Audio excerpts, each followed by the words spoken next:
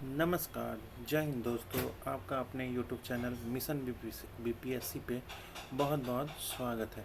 जैसा कि आप लोगों को पता होगा 71 बीपीएससी बहुत नज़दीक आ चुका है।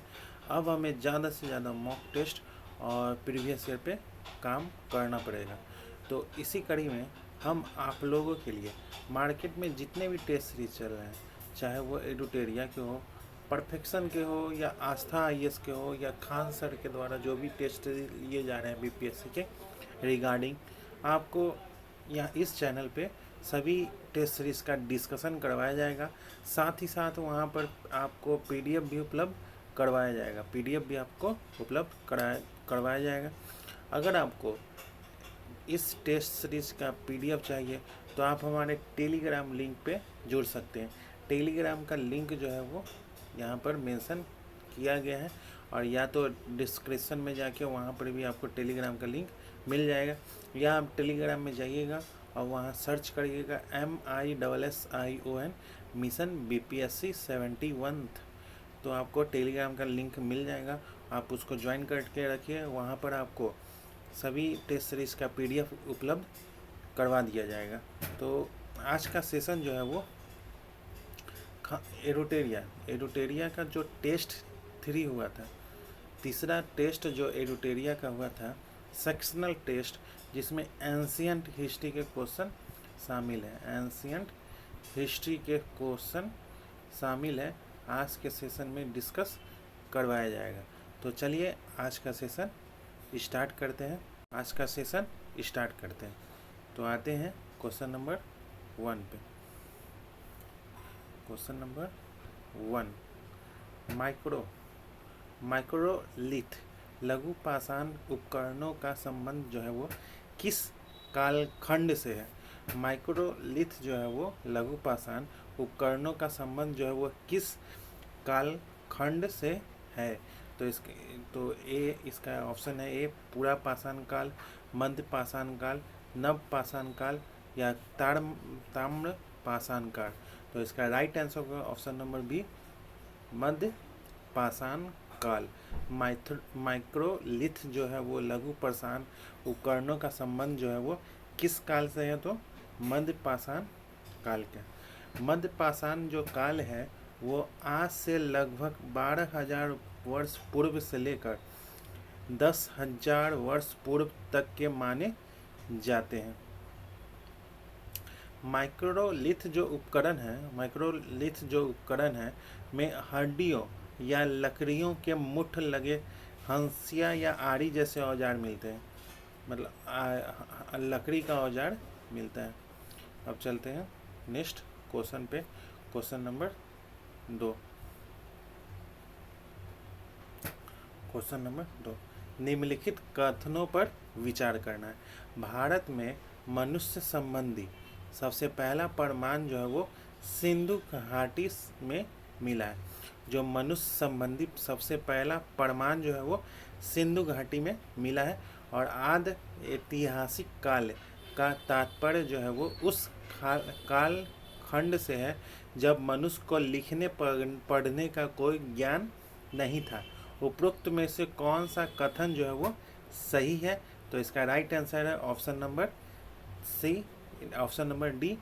ना तो इसका एक सही है ना 2।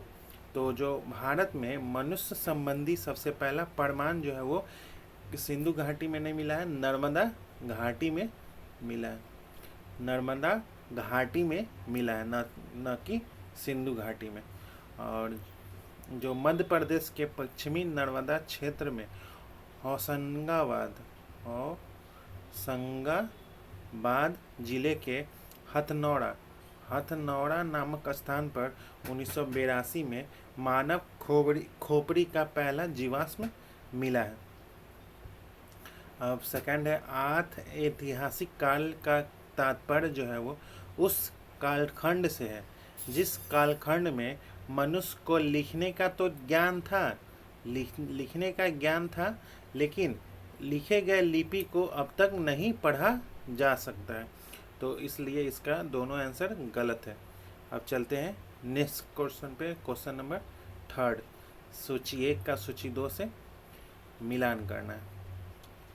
सूची एक में सामग्री है उसके खोज करता है। सूची में एक में सामग्री है और दूसरे में खोज करता है। जो पहला है, भीम बेटका के शैल चित्र जो है वो कौन खोजा था? तो इसका राइट आंसर होगा ऑप्शन नंबर, ये राइट आंसर है डॉक्टर विष्णु श्रीधर वाकनकर। कब हुआ था? तो 1957 से लेकर 58 के बीच में खोजे थे। पूरा पाषाण कालीन औजार जो है वो कौन खोजा था? तो रॉबर्ट ब्रूस फुट। विंध्य क्षेत्र में लघु पाषाणकरण जो है वो कौन किया था? तो CL काइल। भारत में पहली बार शैल चित्रों की खोज जो है वो कौन किया था? आर्किडी बोल्ड काइकल। तो इसका राइट आंसर होगा ऑप्शन नंबर ए, 1 2 3 4। अब चलते हैं नेक्स्ट क्वेश्चन पे। भारत में चावल के प्राचीनतम साक्ष्य जो है वो कहाँ से प्राप्त होते हैं? चावल के जो साक्ष्य जो है प्राचीनतम वो कहाँ से प्राप्त होते हैं? तो इसका राइट आंसर है ऑप्शन नंबर बी, कोल्डिवा जो है वो इलाहाबाद प्रयागराज जिले में कोल्डिवा नामक स्थान से प्राप्त होता है। अब चलते हैं नेक्स्ट क्वेश्चन पे। निम्नलिखित सिंधु घाटी सभ्यता के स्थलों पर विचार करना। लोथल, मोहनजोदड़ो, राखी गढ़ी और सुखकोटका। तो इसका उपरोक्त में से कौन सा स्थल जो है वो सिंधु घाटी सभ्यता के बंदरगाह थे? तो इसका right answer option number C, 1 और 4। अब चलते हैं नेक्स्ट क्वेश्चन पे। रिक्त स्थानों की पूर्ति करना है। सिंधु घाटी सभ्यता की खोज जो है वो सन 1921 में डैश ने की थी। जो सिंधु घाटी सभ्यता जो है उसकी खोज किसने की थी? तो option A Rai Bahadur Dayaram Sahni, B है सर जॉन मार्शल और सी है मार्टिमल विलर्ड और डी है राखल दास बनर्जी। तो इसका राइट आंसर है ऑप्शन नंबर ए, राय बहादुर दयाराम साहनी। राय बहादुर दयाराम साहनी ने सिंधु घाटी सभ्यता की खोज की थी। वो कब की थी? 1921 में। अब चलते हैं नेक्स्ट क्वेश्चन पे। Question number 7। जो सिंधु घाटी सभ्यता का भारत में स्थित वो कौन सा स्थल है जिसे यूनेस्को ने विश्व विरासत स्थल की सूची में शामिल किया है? भारत में कौन ऐसा स्थल है जिसको यूनेस्को ने विश्व विरासत की सूची में शामिल किया है? तो इसका राइट आंसर है ऑप्शन नंबर डी, धौलावीरा। जो धौलावीरा है वो भारत में सिंधु घाटी सभ्यता की पहली साइट है जिसे यूनेस्को ने 2021 में विश्व विरासत की सूची में शामिल किया है। जो धौलावीरा है वो कहाँ है? तो गुजरात के कच्छ जिले में है। और ये धौलावीरा जो है वो लूनी नदी के किनारे है और इसके उत्खनन करता जो थे वो कौन थे? तो JP जोशी और रविंद्र सिंह बिष्ट। ये धौलावीरा का पूछेगा उत्खनन करता जो थे वो कौन थे? तो ए होगा JP जोशी और रविंद्र सिंह बिष्ट।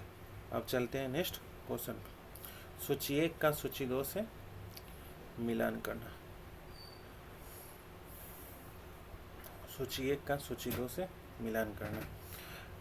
पहला है सूची 1 सैंधव सभ्यता के स्थल है और सूची 2 जो है वो अवस्थिति को सम्मिलित कीजिए और सूचियों के नीचे दिए गए पुट की सहायता से सही उत्तर का चयन करना है।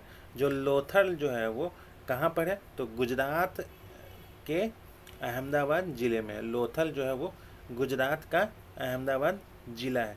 और चंदहुदरो जो है वो कहाँ है? चंदहुदरो जो है वो पाकिस्तान के सिंध प्रांत में नवाब शाह जिले में सिंधु नदी के किनारे जो है वो चंदहुदरो है। और मोहनजोदड़ो जो है, मोहनजोदड़ो जो वो कहाँ है? तो सिंध पाकिस्तान का लकड़ खाना जिला। और कालीबंगा जो है वो राजस्थान का हनुमानगढ़ जिला। तो इसका राइट आंसर होगा option number C, 3-1-4-2-4, 3-1। Option number B, option number question number 8 का ऑप्शन नंबर बी 3-1-4-2। अब चलते हैं नेक्स्ट क्वेश्चन पे। कथन 1, कथन और कारण। कथन, सिंधु घाटी सभ्यता के लोग जो है वो संभवतः धान चावल की खेती से परिचित थे। इस सभ्यता के सभी स्थलों से चावल के साक्ष्य जो है वो प्राप्त हुए हैं। इस सभ्यता के सभी स्थलों से चावल के साक्ष्य प्राप्त हुए हैं। तो इसका राइट आंसर है option number A. Option number 9वां नंबर क्वेश्चन जो है वो 9th का आंसर होगा ऑप्शन नंबर सी। ए सही है लेकिन आर जो है वो गलत है। संभवतः जो है वो हड़प्पा सभ्यता, हड़प्पा या सिंधु घाटी सभ्यता के लोगों का धान चावल की खेती का ज्ञान था और इस सभ्यता के स्थलों से चावल के साक्ष्य प्राप्त हुए हैं। तो इसका होगा रंगूर और लोथल जो गुजरात राज्य में स्थित है, चावल के दाने के साक्ष्य प्राप्त हुए हैं, न कि सभ्यता के लगभग सभी स्थलों से। ये सभ्यता से सभी स्थलों से नहीं प्राप्त हुए हैं, सिर्फ 2 जिले हैं, 2 राज्य में एक जिले हैं, रंगपुर और लोथल। रंगपुर और लोथल, रंगपुर और लोथल। अब चलते हैं नेक्स्ट क्वेश्चन पे।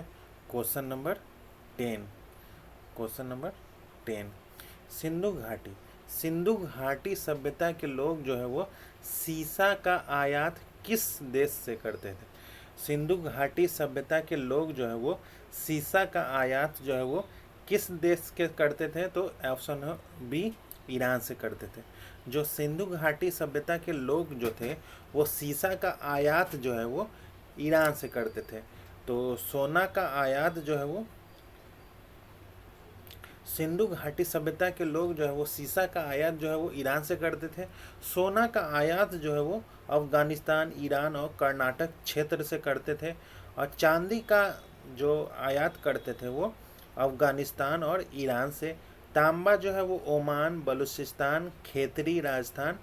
और टीन का जो है वो अफगानिस्तान और ईरान। और सीसा जो है वो ईरान, सीसा जो है वो ईरान करते थे। अब चलते हैं नेक्स्ट क्वेश्चन पे। क्वेश्चन नंबर 11, निम्नलिखित कथनों पर विचार करना है। निम्नलिखित कथनों पर विचार करना है। सिंधु सभ्यता के लोग जो है वो तलवार से परिचित थे। सिंधु सभ्यता के लोग जो है वो तलवार से परिचित थे। पर्दा प्रथा एवं वेश्यावृत्ति सैंदव सभ्यता में प्रचलित थी। हड़प्पा से नर्तकी की एक कांस्य मूर्ति मिली है। सिंधु सभ्यता के लोग जो है वो घोड़े से परिचित थे। उपरोक्त में से कौन सा कथन जो है वो सही है? तो इसका राइट आंसर होगा ऑप्शन नंबर सी, 2 और 4 जो है वो सही है। 2 और क्वेश्चन नंबर 11 का 2 और 4 सही है। जो सिंधु सभ्यता के लोग जो है वो तलवार से परिचित नहीं थे। पर्दा प्रथा एवं वेश्यावृत्ति जो है वो सैंदव सभ्यता में प्रचलित थी, तो ये सही है। हड़प्पा से, जो हड़प्पा है उसमें हड़प्पा से नर्तकी की एक कांस्य मूर्ति मिली है, तो हड़प्पा से नहीं मिली है, ये मोहनजोदड़ो से मिली है। मोहनजोदड़ो से जो वो नर्तकी की एक कांस्य मूर्ति मिली है। तो इसका राइट आंसर होगा ऑप्शन नंबर सी, 2 और 4। अब चलते हैं नेक्स्ट क्वेश्चन पे। क्वेश्चन नंबर 12, जो भारत में सर्वप्रथम जो वैज्ञानिक आधार पर भारत की जनसंख्या का प्रजातीय विभेदीकरण करने वाले व्यक्ति जो थे वो कौन थे? तो इसका राइट आंसर है option number C, Herbert Risley. Herbert Risley Bharat में सर्वप्रथम जो है वैज्ञानिक आधार पर भारत की जनसंख्या का प्रजातीय विभेदीकरण करने वाले व्यक्ति जो थे वो हर्बर्ट रिस्ले। हर्बर्ट रिस्ले वे भारतीय नागरिक सेवा ICS के अधिकारी थे। अब चलते हैं नेक्स्ट क्वेश्चन पे। Mohenjodaro, question number 13। मोहनजोदड़ो से एक शिला पर 3 मुख वाले देवता जिसे पशुपतिनाथ कहा गया है की मूर्ति मिली है, जिसके चारों ओर कुछ जानवर विराजमान है। निम्नलिखित में से कौन सा जानवर उसमें शामिल नहीं है? जो 3 जानवर मिले थे, 3 मुख वाले देवता जिस पे पशुपतिनाथ कहा गया है, जिसके चारों ओर कुछ जानवर विराजमान थे, उसमें कौन सा जानवर नहीं था? तो इसका right answer option number C, शेर नहीं था। हाथी, बाघ और गेंडा था। शेर जो है वो नहीं था। तो ऑप्शन 13 नंबर क्वेश्चन का राइट आंसर होगा ऑप्शन नंबर सी, शेर जो है वो नहीं था। सिंधु सभ्यता के लोग जो है वो कुछ देवी देवताओं की पूजा अर्चना करते थे। तो इस संबंध में, इसी क्रम में मोहनजोदड़ो में एक पत्थर मिला था, 3 मुख वाले देवता मिले थे, जिसे विद्वानों ने पशुपतिनाथ से तुलना की थी। इन देवता के चारों ओर जो है वो कौन कौन थे? तो हाथी, गेंडा, बाघ और भैंसा।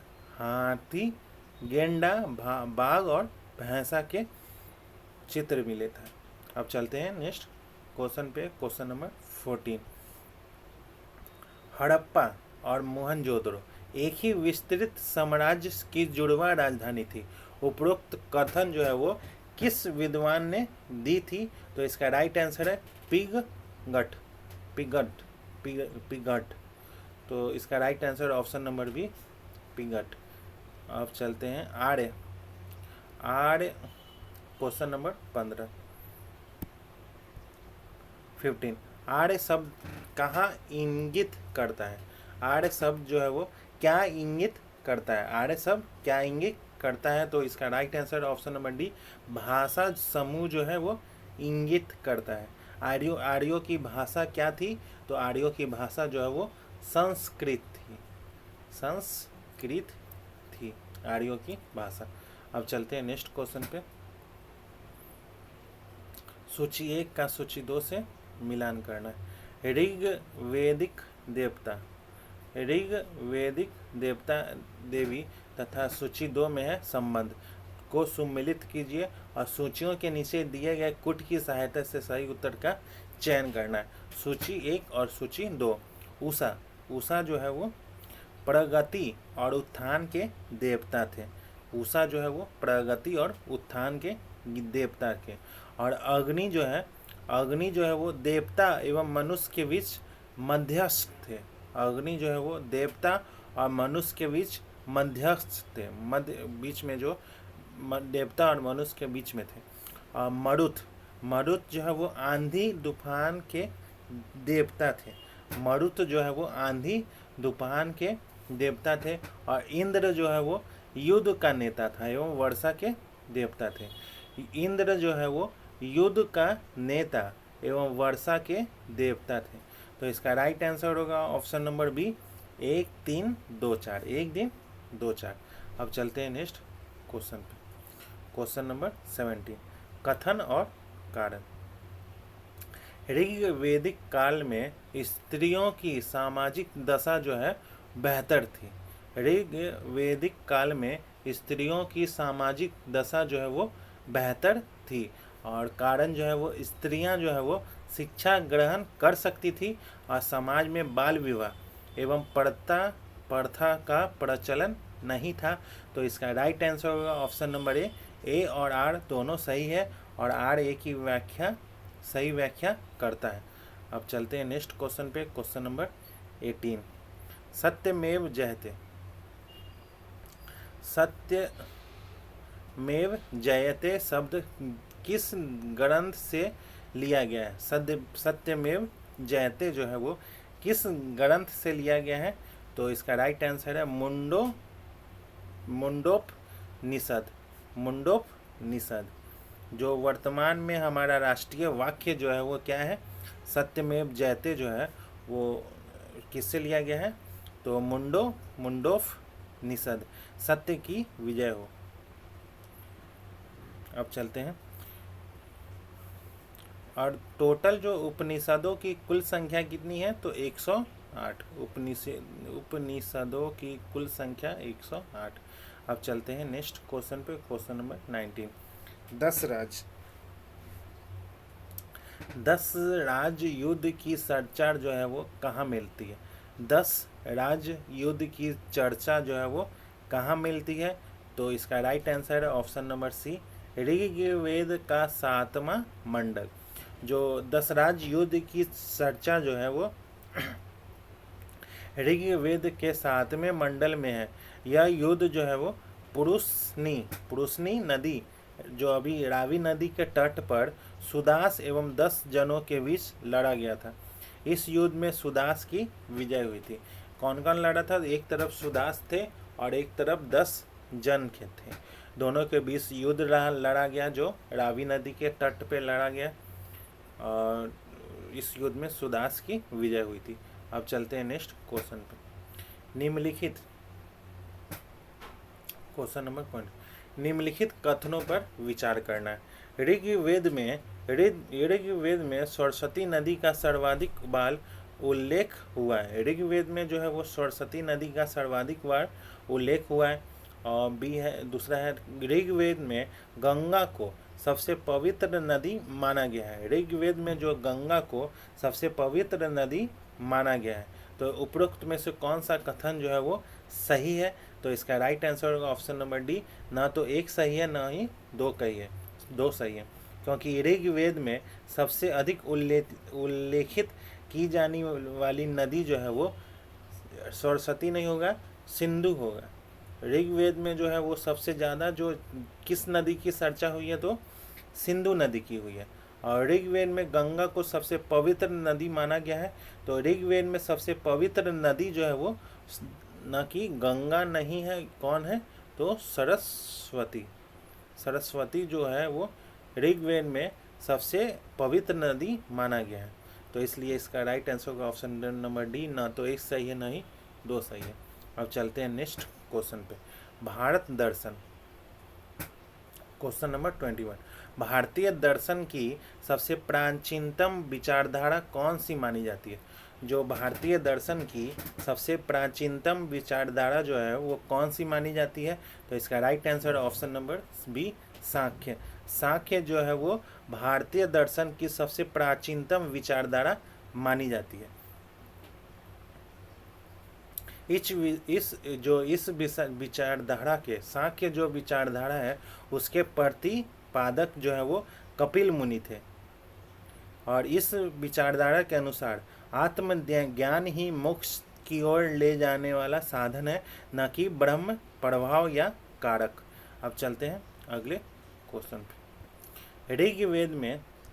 ऋग्वेद में उल्लेखित गायत्री मंत्र जो है वो किस देवी देवता को समर्पित है? जो ऋग्वेद में गायत्री मंत्र है वो किस देवी देवता को समर्पित है? तो इसका राइट आंसर है ऑप्शन नंबर ए, संबित। जो ऋग्वेद में तीसरे मंडल में गायत्री मंडल का उल्लेख किया गया है, गायत्री मंत्र जो है वो सूर्य की देवी, जो सूर्य की देवी है संबित या सावित्री को समर्पित किया गया है। तो इसका राइट आंसर है ऑप्शन नंबर ए, संबित या सावित्री। अब चलते हैं नेक्स्ट क्वेश्चन पे, क्वेश्चन नंबर 23। यह दार्शनिक विचारधारा ब्रह्मांड की भौतिकता में विश्वास करती है।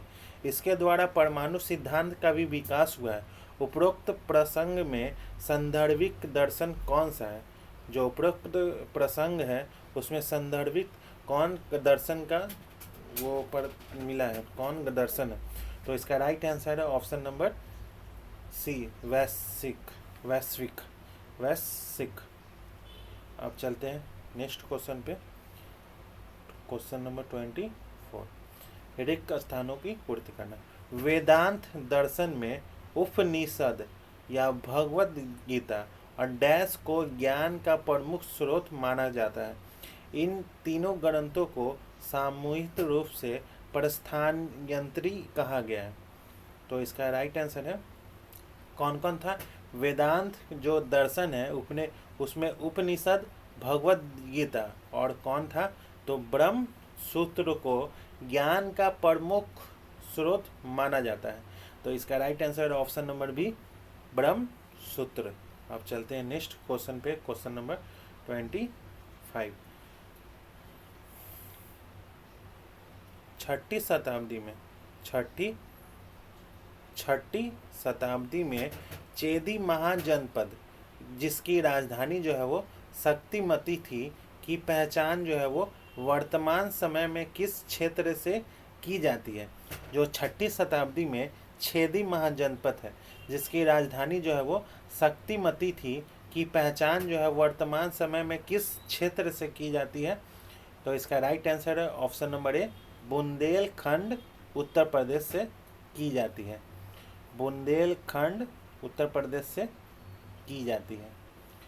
मल्ल जो है वो मल्ल जनपद जो है वो जिसकी राजधानी कुशावती थी और वक्स महाजनपद थी उसकी राजधानी कौशाम्बी थी और सूरसेन जो महाजनपद थी उसकी राजधानी मथुरा थी। अब चलते हैं नेक्स्ट क्वेश्चन पे। Question number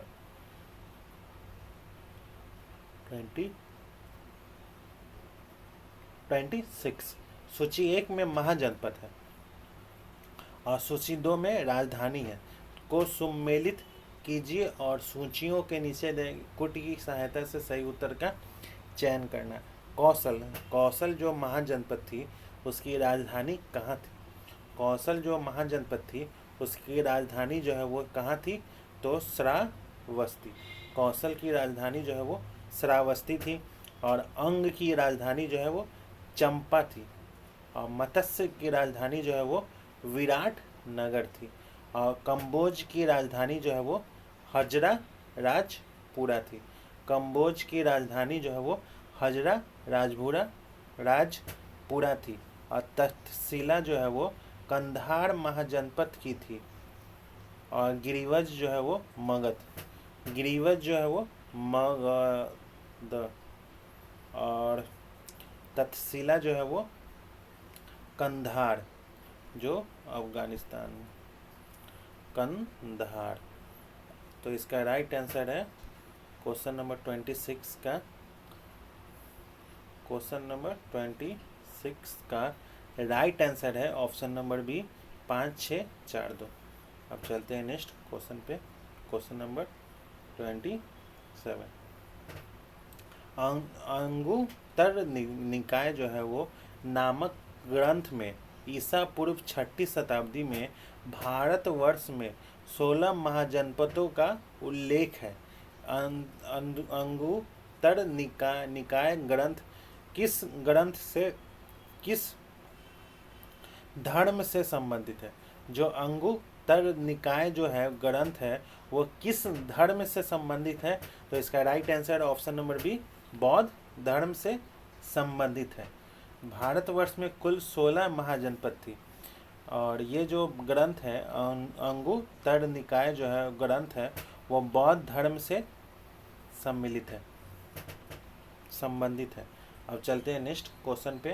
question number 28, Jain धर्म के 23वें तीर्थकर पार्श्वनाथ का संबंध कहाँ से है? तो पार्श्वनाथ का संबंध जो है वो कहाँ से है? तो ऑप्शन ए, काशी से है। ऑप्शन ए, काशी से है। जो 23वें तीर्थकर थे पार्श्वनाथ, उसका संबंध जो है वो काशी से है। अब चलते हैं नेक्स्ट क्वेश्चन। क्वेश्चन नंबर 29, द्वितीय जैन संगति का आयोजन जो है वो कब और कहाँ किया गया था? द्वितीय जैन संगति का आयोजन जो है वो कब और कहाँ किया गया था?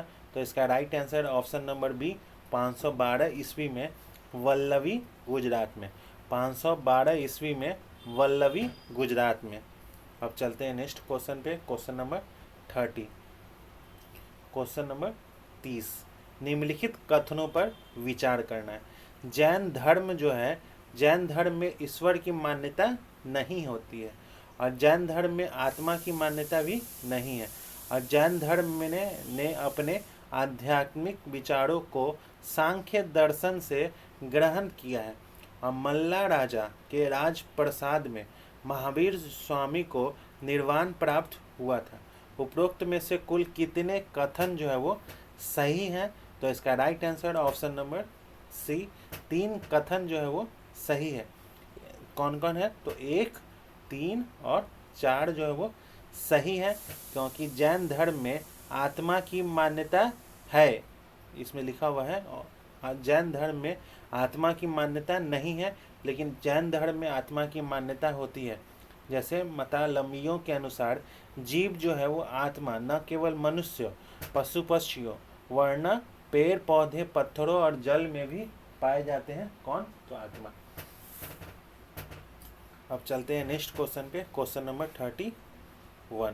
जैन तीर्थंकरों, जैन तीर्थंकरों की जीवनी से संबंधित ग्रंथ के रचनाकार कौन है? तो इसका राइट आंसर है ऑप्शन नंबर ए, भद्र बाहु। जो जैन तीर्थंकरों की जीवनी से संबंधित ग्रंथ है, उसके रचनाकार जो है वो कौन है? तो इसका राइट आंसर है, तो इसका आंसर होगा, आंसर है भद्र बाहु।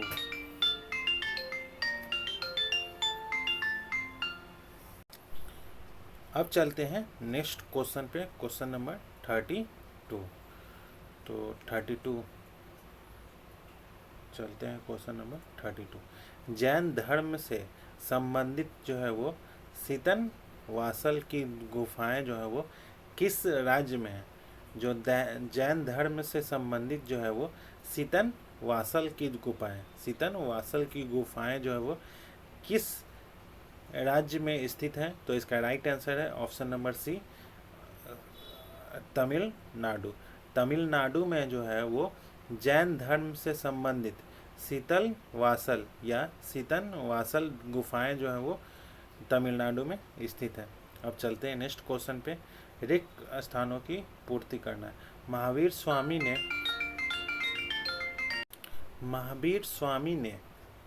स्वामी ने अपने शिष्यों को डैश गंधरों में विभाजित किया था। जो महावीर स्वामी जो है वो अपने शिष्यों को कितने गंधरों में विभाजित किए थे? तो इसका right answer option number C, 11 जो वो गंधर में विभाजित किए थे। किसको? महावीर स्वामी ने अपने शिष्यों को 11 गंधरों में विभाजित किए थे। अब चलते हैं नेक्स्ट क्वेश्चन पे, क्वेश्चन नंबर 34। बौद्ध धर्म के संस्थापक जो है वो गौतम बुद्ध के महापरिनिर्वाण की घटना जो है वो किस प्रतीक द्वारा अभिव्यक्त किया जाता है? जो बौद्ध धर्म के संस्थापक हैं गौतम बुद्ध, वो जो महापरिनिर्वाण की घटना जो उनके साथ हुई थी वो किए थे, तो किस प्रतीक के द्वारा अभिव्यक्त किया जाता है, मतलब कौन से? तो इसका right answer option number C, stupa. जो अब आते हैं इसके बारे में कुछ जान लेते हैं। जो गौतम बुद्ध थे, जो बौद्ध धर्म के संस्थापक जो हैं वो गौतम बुद्ध के महापरिनिर्वाण की घटना को किस प्रतीक द्वारा अभिव्यक्त किया जाता है? तो स्तूप। जो बौद्ध धर्म गौतम बुद्ध जो थे उनके जन्म का प्रतीक जो था वो कमल एंड सांड था, और गिरी त्याग का प्रतीक जो है वो घोड़ा था, और ज्ञान का पीपल था। प्रथम उद्देश्य जो है वो धर्म चक्र था, निर्वाण जो है वो पद चिन्ह था, और महापरिनिर्वाण जो है वो स्तूप।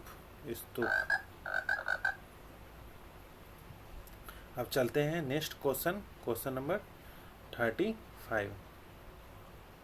गौतम बुद्ध ने अपना प्रथम उपदेश जो है वो किस स्थान पे दिया था? तो गौतम बुद्ध ने अपना प्रथम उपदेश जो है वो ऋषि पट्टनम सारनाथ में दिया था। ऋषि पत्तनम सारनाथ में दिया था। अब चलते हैं नेक्स्ट क्वेश्चन पे, क्वेश्चन नंबर 36।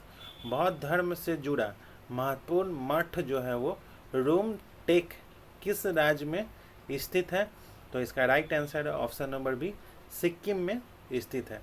बौद्ध धर्म से जुड़ा रूमटेक मठ जो है वो बौद्ध धर्म से जुड़ा एक महत्वपूर्ण मठ है। यह मठ जो है वो वर्तमान सिक्किम राज्य की राजधानी गंगटोक में। अब चलते हैं नेक्स्ट क्वेश्चन पे, क्वेश्चन नंबर 37। तो चलिए आते हैं क्वेश्चन नंबर 37। सूची 1 जो है वो बौद्ध मठ है और सूची 2 जो है वो अवस्थित है। जो बौद्ध मठ जो है वो कहाँ अवस्थित है तो सुमिलित कीजिए और सूचियों के नीचे दिए गए कूट की सहायता से सही उत्तर का चयन करना है। सूची 1 और सूची 2। बोधि मंडा मठ जो है वो कहाँ पर है? बोधि मंडा जो मठ है वो कहाँ पर है? तो इसका राइट आंसर है बोध गया, बिहार में। तवांग मठ जो है वो अरुणाचल प्रदेश में। तवांग मठ जो है वो अरुणाचल प्रदेश में।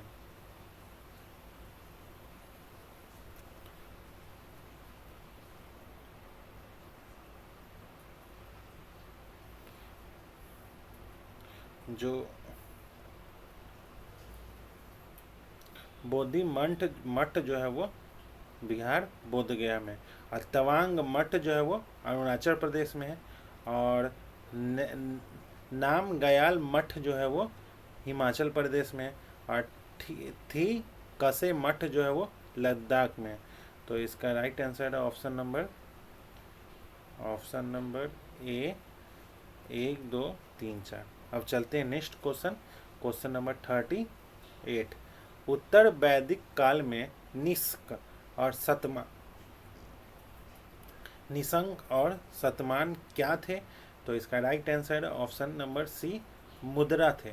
निशंक और शतमान जो है वो मुद्रा की इकाइयाँ थी। अब चलते हैं नेक्स्ट क्वेश्चन, क्वेश्चन नंबर 39। निम्नलिखित कथनों पर विचार करना है। अनिश्वरवाद के संबंध में बौद्ध धर्म और जैन धर्म में समानता है। पाली त्रिपिटक ग्रंथों को पहली शताब्दी ईस्वी पूर्व में श्रीलंका के शासक वत्थगामिनी की देखरेख में पहली बार लिपिबद्ध किया गया था। उपरोक्त में से कौन सा कथन सही है? तो इसका राइट आंसर है ऑप्शन नंबर सी, 1 और 2 दोनों सही है। अब चलते हैं नेक्स्ट क्वेश्चन, क्वेश्चन नंबर 40। शैव मत, जो शैव मत का सबसे पुराना संप्रदाय जो है वो किसे माना जाता है? तो ऑप्शन नंबर सी, पाशुपत को माना जाता है शैव मत का सबसे पुराना संप्रदाय। अब आते हैं क्वेश्चन नंबर 41। शैव धर्म से संबंधित किस ग्रंथ को 5वां वेद के नाम से जाना जाता है? तो इसका राइट आंसर है ऑप्शन नंबर बी, त्रितुंदर पुराणम। पुराणम। अब चलते हैं नेक्स्ट क्वेश्चन, क्वेश्चन नंबर 42। रिक्त स्थानों की पूर्ति। 10 शताब्दी में मत्स्यनाथ ने नाथ संप्रदाय की स्थापना की थी। तो कौन से शताब्दी में? तो इसका राइट आंसर है 10वीं शताब्दी में मत्स्येंद्रनाथ ने नाथ संप्रदाय की स्थापना की थी 10वीं शताब्दी में। सूची 1 का सूची 2 से मिलान करना। आचार्य है और मत है, आचार्य और मत। जो सूची 1, आनंद तीर्थ जो आचार्य जो है वो किस मत से जुड़े हुए हैं? तो इसका द्वैत। और वल्लभाचार्य जो है वो शुद्ध द्वैत, और रामानुज जो है वो विशिष्टा द्वैत, और निम्बार्क जो है वो द्वैत। तो इसका राइट आंसर है ऑप्शन नंबर बी, 1 3 4 2। अब चलते हैं नेक्स्ट क्वेश्चन, क्वेश्चन नंबर 44। वैष्णव धर्म के प्रवर्तक कृष्ण का सर्वप्रथम जो उल्लेख है वो कहाँ मिलता है? तो ऑप्शन नंबर ए सांध्योय उपनिषद, सांध्योय उपनिषद। अब चलते हैं क्वेश्चन नंबर 45। निम्नलिखित कथनों पर विचार करना है। रुद्र संप्रदाय जो है वो शुद्धाद्वैत मत का पालन करता है, जिसके आचार्य जो है वो वल्लभाचार्य थे। अंकोर वाट का मंदिर जो है म्यांमार में है। राम भक्त संप्रदाय के संस्थापक जो है वो रामदास थे। ब्रह्म सूत्र नामक पुस्तक जो है वो रामानुज द्वारा लिखा गया है, जिसका संबंध जो है वो श्री वैष्णव संप्रदाय से था। उपरोक्त में से कौन सा कथन जो है वो सही है? तो इसका राइट आंसर है ऑप्शन नंबर बी 2। प्रश्न कथनों में केवल 1 और 4 जो है वो सही है। 1 और 4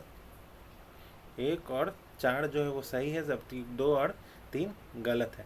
अंकोर वाट का मंदिर जो है वो कंबोडिया में, न कि म्यांमार में। और राम भक्त संप्रदाय के संस्थापक जो है वो रामानंद है। रामदास नहीं है, रामानंद है। अब आते हैं क्वेश्चन नंबर 46। निम्नलिखित कथनों पर विचार करना है। सिकंदर प्लेटो का शिष्य था। सिकंदर जो है वो प्लेटो का शिष्य था। सिकंदर और पंजाब के शासक पोरस के बीच जो है वो युद्ध जो है वो चिनाब नदी के तट पर लड़ा गया, जिसे हाइडी स्पीच का युद्ध कहा जाता है। उपरोक्त में से कौन सा कथन सही है? तो इसका राइट आंसर है ऑप्शन नंबर डी। ना तो 1 सही है, ना ही 2 सही है। सिकंदर जो है वो अरस्तु का शिष्य था, न कि प्लूटो का। और सिकंदर और पंजाब के शासक पोरस के साथ युद्ध जो है वो झेलम नदी के तट पे लड़ा गया, न कि चेनाब नदी के तट पे। और यह युद्ध जो है हाइडे स्पीच के नाम से जाना जाता है। अब चलते हैं नेक्स्ट क्वेश्चन नंबर 47। सिकंदर की सेना ने किस नदी को पार करने से इनकार कर दिया था, जिसके कारण सिकंदर को अपने भारत अभियान को बीच में छोड़कर ही वापस लौटना पड़ा? तो इसका राइट आंसर है ऑप्शन ए व्यास नदी। व्यास नदी को पार करने से इनकार कर दिया था कौन? तो सिकंदर की सेना ने। अब चलते हैं क्वेश्चन नंबर 48। अशोक के निम्नलिखित प्रमुख शिलालेखों में से किसे धम्म नीति की व्याख्या का उल्लेख है? किसमें धम्म नीति की व्याख्या का उल्लेख है? तो इसका राइट आंसर है ऑप्शन नंबर सी प्रमुख शिलालेख 11। प्रमुख शिलालेख 11। अब चलते हैं नेक्स्ट क्वेश्चन। संस्कृत जो नाटक है मुद्रा राक्षस के लेखक जो है वो कौन थे? संस्कृत नाटक जो है मुद्रा राक्षस के लेखक जो है वो कौन थे? तो इसका राइट आंसर है option number B Vishakha Datta थे। अब आते हैं सूची 1 का सूची 2 से मिलान करना। समाहर्ता जो है वो कौन थे? तो समाहर्ता और राजस्व संग्रह करता। जो समाहर्ता जो थे वो राजस्व संग्रह करता थे। और राष्ट्रपाल जो है वो प्रांत के वायसराय थे। राष्ट्रपाल जो है वो प्रांत के वायसराय थे। और गोपा जो है वो खातों के लिए जिम्मेदार थे, गोपा। और युक्ता जो है वो अधीनस्थ राजस्व अधिकारी थे। तो इसका राइट आंसर है ऑप्शन नंबर ए 3, 4, 1, 2। अब चलते हैं नेक्स्ट क्वेश्चन नंबर 51। अशोक के शिलालेखों से संबंधित निम्नलिखित युग्मों पर विचार करना। नाम और शिलालेख। अशोक ब्राह्मू जो है वो अशोक ब्राह्मू जो है वो शिलालेख जो है वो अशोक ब्राह्मू जो है वो नाम है और इसका शिलालेख है अशोक ब्राह्मू वैराट शिलालेख। और पियादसी राजा जो है बराबर गुफा शिलालेख। उपरोक्त में से कौन सा जोड़ा जो है वो सही ढंग से मेल खाता है? तो ऑप्शन नंबर बी केवल 2 जो है वो केवल 2 यानी कि पियादसी राजा जो है वो बराबर गुफा शिलालेख। इसका आंसर होगा ऑप्शन नंबर बी केवल 2 सही से मेल खाता है। अब चलते हैं नेक्स्ट क्वेश्चन पे, क्वेश्चन नंबर 52। क्वेश्चन नंबर 52, ताम्र लिप्टी बंदरगाह जो है वो निम्नलिखित में से किस क्षेत्र में स्थित है। ताम्र लिप्टी जो बंदरगाह है निम्नलिखित में से किस क्षेत्र में स्थित है। तो इसका राइट आंसर है ऑप्शन नंबर डी, बंगाल में। ताम्र जो वो है बंगाल में स्थित है। अब चलते हैं नेक्स्ट क्वेश्चन पे, क्वेश्चन नंबर 53, अजातशत्रु निम्नलिखित में से किस राजवंश से संबंधित थे। तो अजातशत्रु जो है वो हड़यक ऑप्शन नंबर सी, हड़यक राजवंश से संबंधित थे। अब चलते हैं नेक्स्ट क्वेश्चन पे, मौर्य वंश के बाद किस वंश ने मगध पर शासन किया था। तो मौर्य वंश के बाद किस वंश ने मगध पर शासन किया था। तो ऑप्शन नंबर बी, शुंग वंश ने, मौर्य वंश के बाद शुंग वंश ने मगध पर शासन किया था। मध्यमा प्रतिपदा की अवधारणा किस दर्शन से संबंधित है। मध्यमा प्रतिपदा की अवधारणा जो है वो किस दर्शन से संबंधित है। तो इसका राइट आंसर ऑप्शन नंबर जी, सी, बौद्ध दर्शन से संबंधित है। बौद्ध। अब आते हैं नेक्स्ट क्वेश्चन पे, क्वेश्चन नंबर 56, बौद्ध परिषद के बारे में निम्नलिखित कथनों पर विचार करना है। प्रथम जो बौद्ध संहति हुई थी, पहला जो बौद्ध संहति मोगली पुत्र तीस और तृतीय जो है वो महाकश्यप। गलत कथन जो है वो चुनना है। तो इसका राइट आंसर है ऑप्शन नंबर सी, 1 और 2 दोनों जो है वो गलत कथन है, क्योंकि प्रथम जो है वो हुआ था, बौद्ध संहति हुआ था, उसमें अध्यक्ष जो थे महाकश्यप थे और संरक्षक जो है आजाद शत्रु थे। और तृतीय जो है बौद्ध संहति हुआ था वो पाटलिपुत्र में हुआ था, जिसमें मोगली पुत्र थे और अध्यक्ष थे और शासन काल जो है वो अशोक का चल रहा था। अब चलते हैं नेक्स्ट क्वेश्चन पे, बौद्ध धर्म, बौद्ध ग्रंथ मिली न पदोनो मूलतः किस भाषा में लिखा गया है। मिलिंद पन्हो जो है वो किस भाषा में लिखा गया है। तो ऑप्शन नंबर बी, पाली में लिखा गया है।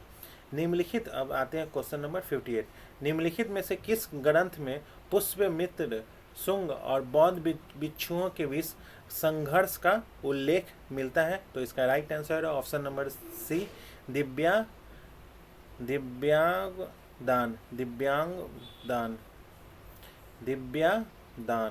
और अब चलते हैं नेक्स्ट क्वेश्चन, क्वेश्चन नंबर 59, कन्नव वंश का संस्थापक जो है वो कौन था। तो इसका राइट आंसर है ऑप्शन नंबर ए, वासुदेव कन्नव जो थे उस संस्थापक थे। अब चलते हैं नेक्स्ट क्वेश्चन पे, क्वेश्चन नंबर 60, रुद्रदामन जो है प्रथम के चूनागढ़ शिलालेख में निम्नलिखित में से किस मौर्य राजा का उल्लेख मिलता है। तो इसका राइट आंसर है option number C, Chandragupta Maurya का उल्लेख मिलता है। अब चलते हैं नेक्स्ट क्वेश्चन पे, क्वेश्चन नंबर 61, किस शासक के शासन काल में सेंट थॉमस ईसाई धर्म का प्रचार करने भारत आए थे। तो इसका राइट आंसर है ऑप्शन नंबर बी, पार्थियन शासक के शासन काल में सेंट थॉमस ईसाई धर्म का प्रचार करने भारत आए थे। अब चलते हैं next question, question number 62, Kushan शासक जो है के बारे में निम्नलिखित में से कौन सा कथन जो है वो सही है। कुषाण शासक के बारे में निम्नलिखित में से कौन सा कथन सही नहीं है। कुषाणों की राजधानी जो है वो पाटलिपुत्र थी। तो इसका राइट आंसर है ऑप्शन नंबर डी, जो कुषाणों की राजधानी जो थी वो पेशावर और मथुरा थी, न कि पाटलिपुत्र थी।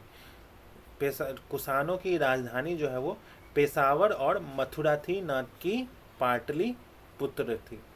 अब चलते हैं नेक्स्ट क्वेश्चन, क्वेश्चन नंबर 63, कला विद्यालयों और शासक राजवंशों से संबंधित निम्नलिखित युग्मों पर विचार करना है। अमरावती जो कला है, अमरावती कला विद्यालय जो है वो शक कुषाण वंश से संबंधित है। मथुरा कला विद्यालय जो है वो सातवाहन वंश से संबंधित है।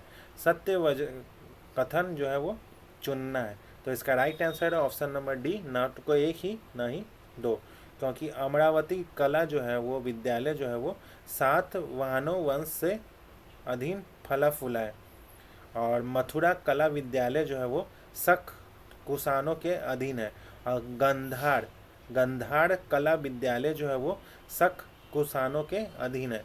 तो इसका राइट आंसर है ऑप्शन नंबर डी, ना तो एक ना ही दो। अब चलते हैं क्वेश्चन नंबर 64। निम्नलिखित में से कौन सा चीनी यात्री हर्षवर्धन के शासनकाल में भारत आया था? तो इसका राइट आंसर है ऑप्शन नंबर सी, हेंग सांग। हेंग सांग जो है वो चीनी यात्री था जो हर्षवर्धन के शासनकाल में भारत आया था। अब चलते हैं नेक्स्ट क्वेश्चन, क्वेश्चन नंबर 65। प्रसिद्ध संस्कृत जीवनी हर्ष चरित्र के लेखक जो है वो कौन है? तो इसका राइट आंसर है ऑप्शन नंबर बी, वान भट्ट। जो हर्ष चरित्र के लेखक जो है वो वान भट्ट है। अब चलते हैं नेक्स्ट क्वेश्चन, क्वेश्चन नंबर 66। निम्नलिखित युग्मों पर विचार करना। मौर्यकालीन प्रशासनिक इकाई और प्रमुख। जो चक्र जो है वो राष्ट्रपाल और कुमार।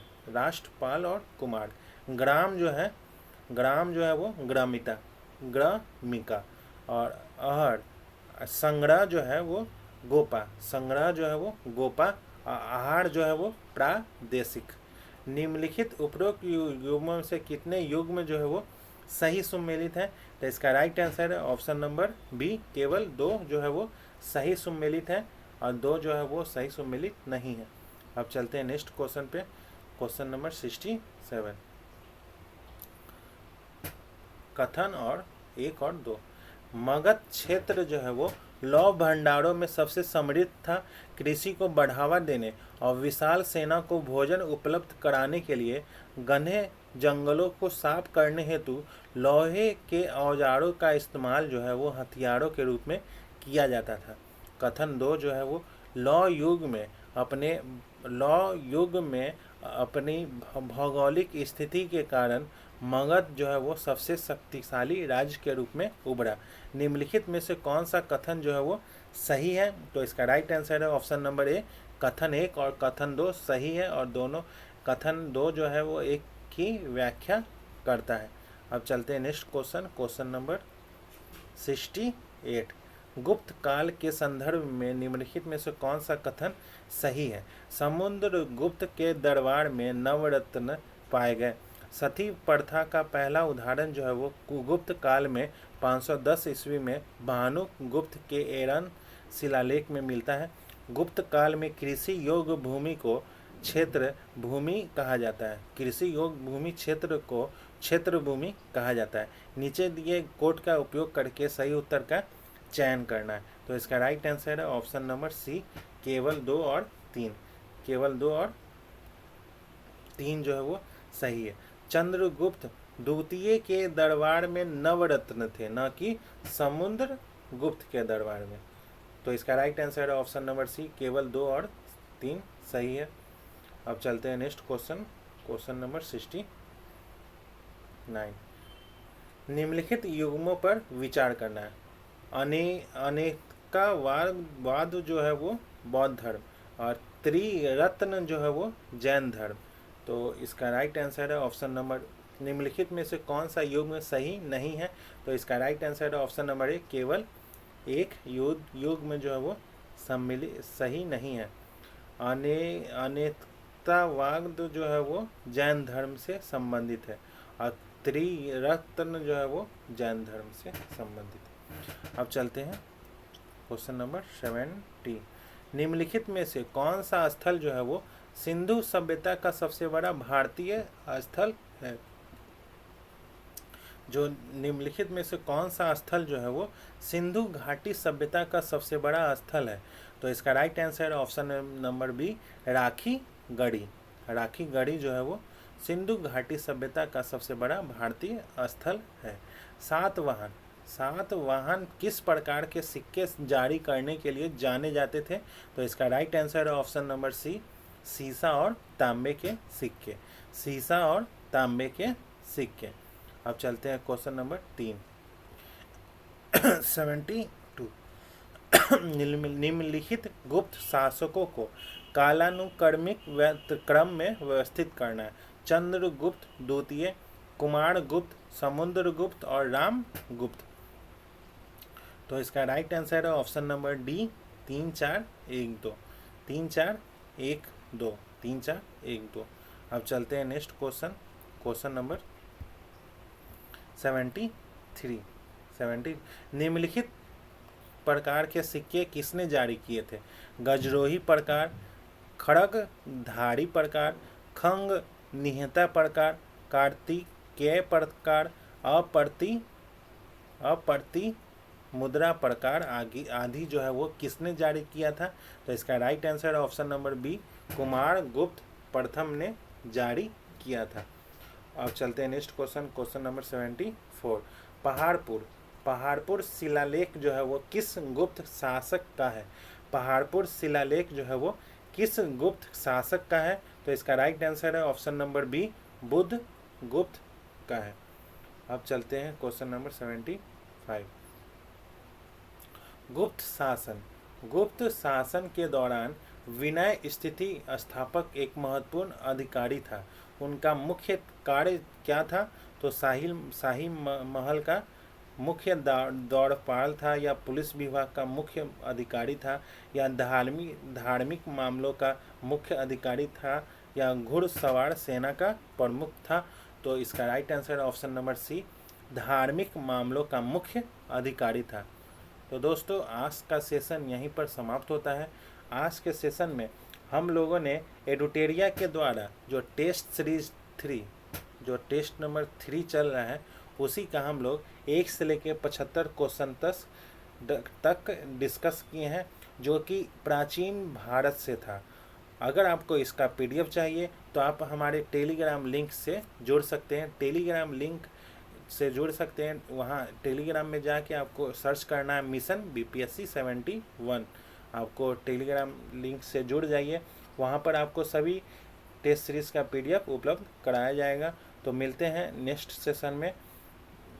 सेशन में जो है वो एडुटेरिया के द्वारा टेस्ट नंबर 3 जो है उसका डिस्कशन करवाया जाएगा, जो प्राचीन भारत का है 76 से लेके 150 तक। तो मिलते हैं नेक्स्ट सेशन में, तब तक के लिए धन्यवाद।